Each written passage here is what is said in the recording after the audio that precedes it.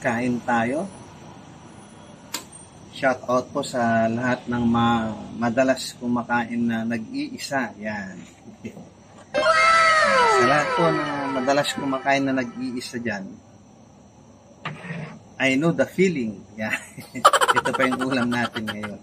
So, hindi po tayo nakapag-upload ng niluto natin kaninang tanghali dahil nag-live po tayo. Ay mga kaibigan, kain po tayo.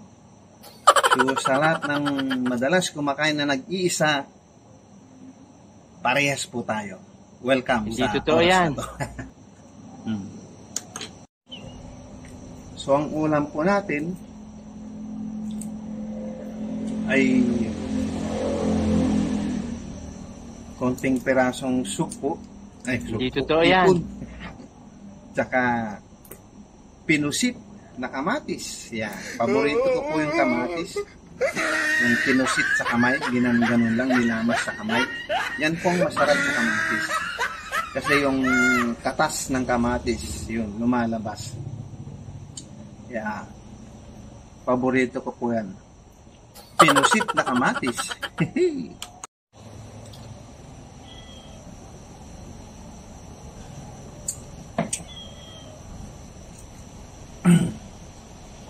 So, ganito po yung pakiramdam ng kumakain na nag-iisa.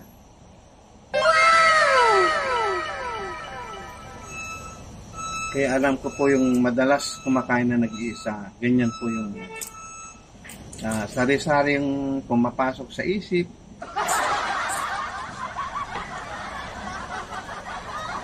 So, ano-ano. Pero, ganun pa man, dahil nasa trabaho po tayo, so sanay na po tayong kumakain na nag-iisa. Yan po yung nature po ng trabaho kasi na madalas na sa katulad ko, yung nature na aking trabaho ay madalas po na kumakain po akong nag-iisa. Yan. Kaya ganyan po mga kaibigan. So ganun din, shout out din sa lahat ng kumakain ng nag-iisa. Ayun, ayos. Alam ko po yung pakiramdam po ng kumakain na nag-iisa.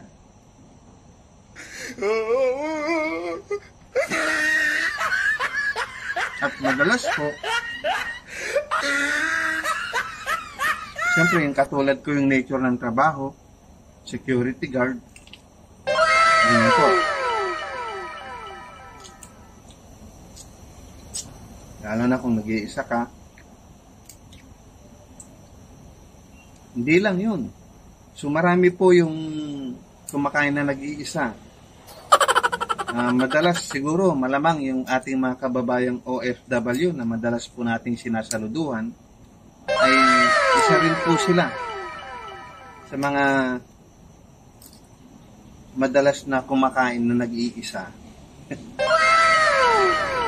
Kaya salut po sa lahat ng ating mga kababayang OFW. Alam ko po yung pakiramdam ng nag-iisa, kumakain ka nag-iisa, nag-iisip mo. So, kain po tayo with kamatis na pinusit ang ating sausawan. Hindi po ba? Ayan mga kaibigan, salamat.